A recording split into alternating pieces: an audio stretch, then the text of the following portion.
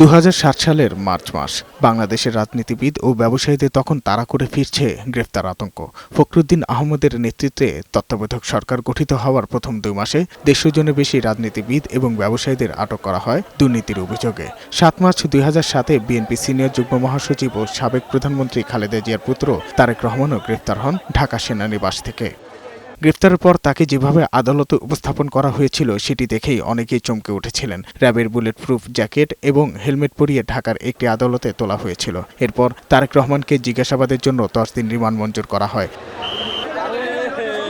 রিমান্ডে তার উপর অমানসিক অত্যাচার চালানো হয়েছে। আদালতে দেয়া তারেক রহমানের বক্তব্যকে উদ্ধৃত করে ভারতে দ্য ইন্ডিয়ান এক্সপ্রেস ২০০৮ সালের ১০ জানুয়ারি লিখেছিল, রিমান্ডের সময় ২৪ ঘণ্টার মধ্যে ১৮ ঘণ্টায় শারীরিকভাবে নির্যাতন করা হয়। তারেক রহমান গ্রেফতার হওয়ার ৬ মাস পরে খালেদা জিয়া গ্রেফতার হন। ২০০৮ সালের মে মাস থেকে রাজনৈতিক দলগুলোর সাথে অপ্রকাশ্যে আলোচনা চালায় সরকার, কিন্তু দুই ছেলে তারেক রহমান এবং আরাফাত রহমানের মুক্তি ছাড়া কোনো ধরনের আলোচনায় রাজি ছিলেন না খালেদা জিয়া। তাছাড়া জেল থেকে ছাড়া পাবার পর রাজনীতি থেকে তারেক রহমানকে সাময়িক বিরতিতে যাওয়ার শর্ত দেওয়া হয়।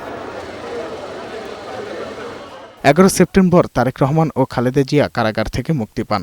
লন্ডন যাত্রার কয়েক ঘণ্টা আগে তারেক রহমান সিনিয়র যুগ্ম মহাসচিবে পদত্যাগ করার খবর বিভিন্ন গণমাধ্যমে বেরিয়ে আসে।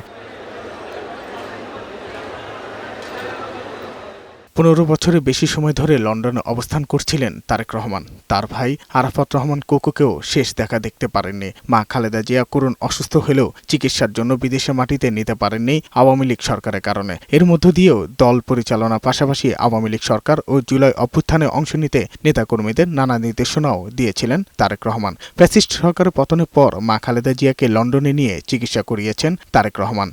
অন্তর্বর্তী সরকার তারেক রহমান ও তার মা খালেদা জিয়ার নিরাপত্তার জন্য সব ধরনের ব্যবস্থাও করেছে। গণতন্ত্রের নতুন যাত্রায় মাকে পাশে রেখে দেশ ও দলকে দিবেন আগামী নেতৃত্ব, বাস্তবায়ন করবেন ৩১ দফা, এমনটাই প্রত্যাশা বিএনপির লাখো কর্মী সমর্থকদের। সাজ্জাদুর রহমান, বৈশাখী সংবাদ, ঢাকা।